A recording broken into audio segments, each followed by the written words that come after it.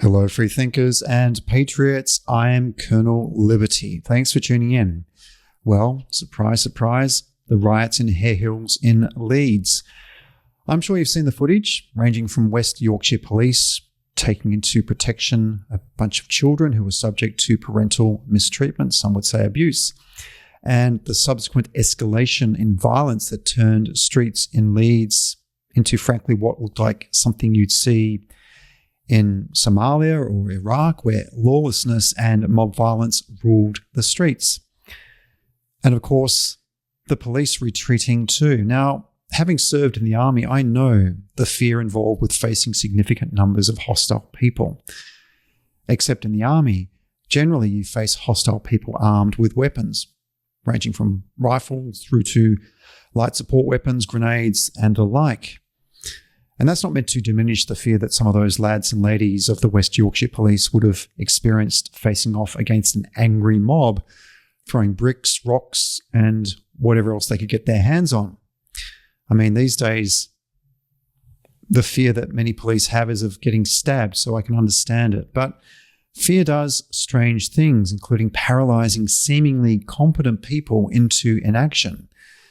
And that's precisely what happened with the West Yorkshire Police. They were fantastic at retreating. They did a well-executed, perhaps even well-rehearsed maneuver. But the problem was, the police never came back. They left the minority of British people who live in that part of Leeds to fend for themselves, while immigrants, some legal, some illegal, rampaged and destroyed the place. I can only put this down to West Yorkshire Police being paralysed by fear. The fear of being unable to contain the situation, but more likely, a fear of appearing racist against rampaging Romanian gypsies, Muslims, and other immigrants who joined in the mayhem. It's a crazy world, isn't it? When you are responsible for upholding the rule of law, yet you don't do it because you don't want to offend people. By the way, if you look at that footage, as I did, I didn't see a single white British person rioting. Not a single one. You only have to hear the footage and the languages being spoken and the accents of those speaking English to realise this wasn't a riot by white British people. It needs to be called out for what it was, an immigrant riot by people who hate Britain, its values and way of life. That's not racist to say that, by the way. It's factual. Of course, the media will never say that. They will always attempt, which they are doing here as well, to paint the narrative it was a community venting at being oppressed. But that's just the continual lie that we're always fed. Disadvantaged communities in Britain. No, this was in a pattern that's become all too consistent in Britain these days, a group of immigrants who haven't assimilated, spitting in the face of all British people and all that Britain has done for them. The madness of Britain's open border, everyone is welcome, both legal and illegal, immigration system needs to stop. The current immigration policy is driven by a desire to help people from all around the world. While this humanitarian approach is commendable and was something suitable just after the Second World War, it's not sustainable in today's deeply divided world. We need a policy that is driven by one primary question. How will the people coming to Britain help Britain and the British people?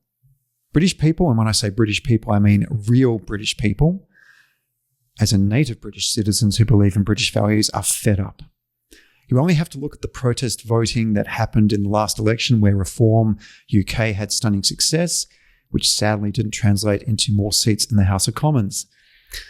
People are tired of immigrants who take everything they can in one hand, including accommodation, social welfare, and government handouts, and then with the other hand, they steal, they riot, they assault people, and completely spit in the face of all British people.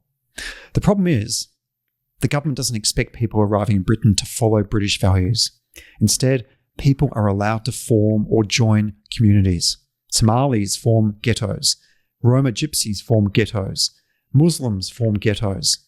It's as if they've effectively carved out a piece of Britain for themselves and said, this is our country.